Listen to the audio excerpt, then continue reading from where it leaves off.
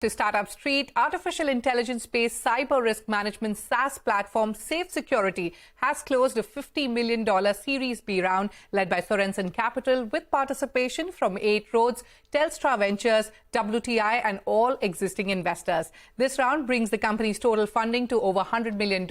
And to talk to us about the road ahead at Safe Security, joining me now in the studio is its co-founder and CEO, Saket Modi. Saket, welcome to Startup Street. Now, before we talk about the fundraise, Safe Security is a cyber risk measurement and management company.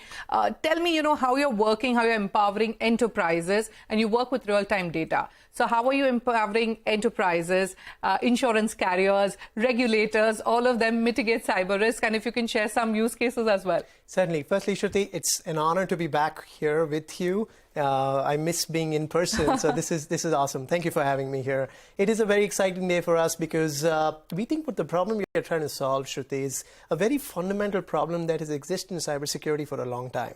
Let me explain what I mean by that. $170 billion is the total industry size of cybersecurity, growing at over 16% year over year, and even then, it is one of the top 10 concerns of boards around the world, according to World Economic Forum. It is one of the top 3 concerns if you ask any CEO of a large bank around the world. How is it that such a large industry growing so fast still is not able to answer some fundamental questions which boards are asking? And now it's not just boards. If you look at regulators, whether it's the SEC, whether it's the Reserve Bank of India, or some of the largest regulators, they are not happy with the way cyber is being managed. So the boards are not happy, the governing bodies internally. The regulators are not happy, and therefore they're stepping in to go in and actually create more regulations around cyber risk management.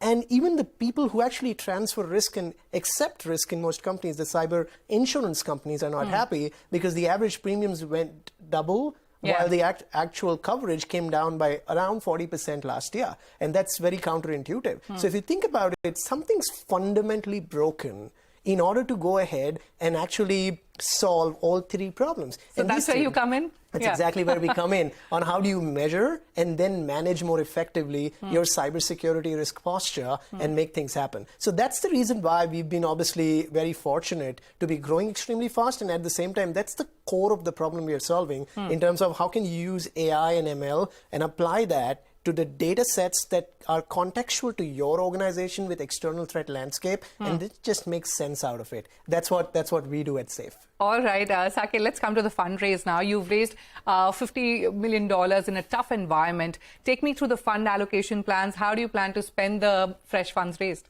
Very simple, product. Okay. I'm a big believer that the foundation of a great business is a great product. We aspire to create the world's greatest cybersecurity product. And if I may, I'll take to the extent that most B2B products that you see from an experience perspective, from a value delivery perspective, are very, very limited. We aspire to build the greatest cybersecurity product or B2B product that the world has ever seen. And that's the number one place where we'll be focused our investments in. Now, when you build a great product and it delivers the right value, automatically getting the right machinery on go-to-market and then coupling that with the right customer success naturally comes in, and then you have a true business which is scaled up. So, but it'll start with the product, and again, we aspire to create something that's truly world-class. Internally, we call it, we aspire to build an insanely great product, is what we are looking for. You've built an insanely great product, and, you've been growing, over 200% year on year for the last 3 years. So take me through the current business growth numbers and also share with us some revenue projections. Certainly. So I think 200% year-over-year growth is a good number. But one of the big things that I look at, Shruti, that I'm more proud of is actually the net retention and the gross retention. We are right now at 131% of net retention with a gross retention of 96%. The reason I say that is because a lot of times you can keep growing with a lot of new logos that you add, a lot of new revenue that you add, but the actual stickiness of a SaaS business, in my mind, the more important metric is the net retention. So that's something that I'm more proud of, about the fact that we've hardly seen any customer churn. And every time we enter a customer who pays us $100 in the beginning, at the end of the year ends up paying us $131. So I think that that's something which we're very excited about. And that is something that's fueling, and it shows the kind of value that we deliver to our customers and how hooked to the value or the product they become. And that, I think, is the foundation of building a really large SaaS business in years to come. All right. Saket, generative AI is the talk of the town. We've got ChatGPT. So tell me, how are you looking to holistically, provide cyber risk visibility and also the points of attack exposure from new and emerging technologies? That's a great question. And here's the thing, right? We've been using AI ML for many years, and it is really not something, because I know today if I say that we use AI ML, it almost sounds like a cliche, right? Yeah. It's like, oh, who's not using it? Of course, right? But if you think about it, the fundamental foundation of the business that we've actually set up, we've set up the business based on the data that we get.